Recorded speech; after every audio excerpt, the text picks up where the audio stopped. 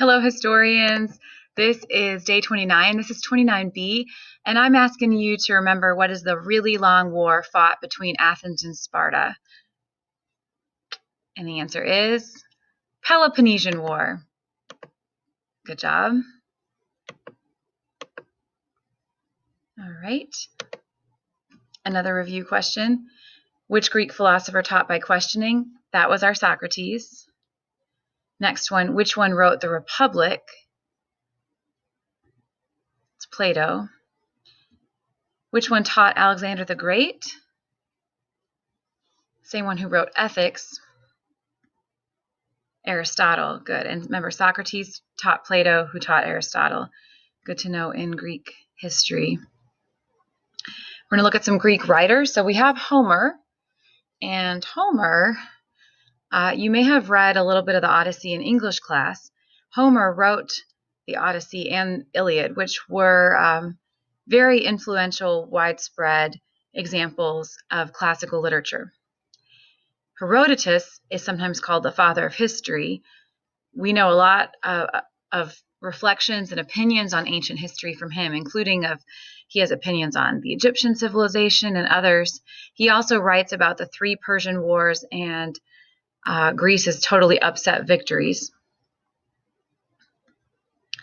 And then Thucydides writes about the Peloponnesian War, that civil war between Athens and Sparta, because Athens wanted a naval monopoly called the Delian League. Other famous Greeks, Pericles. So he led Athens, including during the Peloponnesian War. He led Athens for 31 years, which is a long time as you consider our presidents lead between 4 and 8, and that's it. His leadership is often called the Golden Age of Athens, prior to the plague hitting. Philip II of Macedonia, while he's actually Macedonian and rules in 350 BC, he attacks Persia. By the way, he brings a third of the Greek city-states under his control. He is Alexander the Great's father, and he's the one who begins conquering the known world and spreading Greek culture, and Alexander the Great is going to bring that to fruition. And then, of course, Alexander the Great.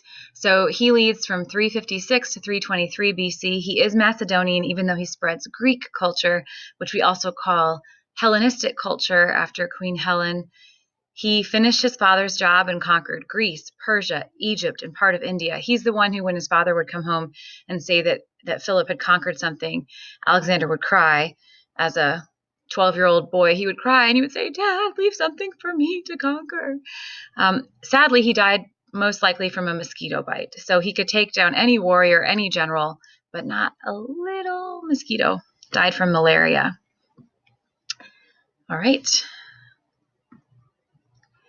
Alexander. I'll go back and show you. There's this interesting story here. So there are some, fun anecdotes that are told about Alexander. Here's one where, so in this picture, here's Alexander in his military costume, and he goes to talk to a beggar in one of the towns that he had conquered, and the beggar is living in this barrel. And Alexander is very impressed by this beggar, and he basically, he says, "Can I do anything for you?" And the beggar says, "No, I have the sky above me, and I'm so content, with this world that I have here."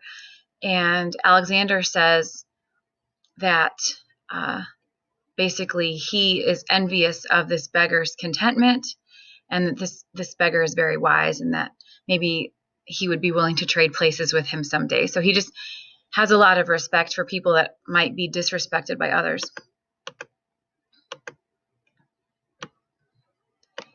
Who conquered most of the known world? And that is Alexander the Great.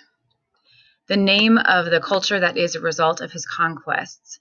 This is the culture that's named for Greek culture, named after a queen. Hellenistic culture. Yeah, it's a little bit of an odd name, but named after the queen. Kind of a legendary queen in ancient Greece. before it was the Mycenaean culture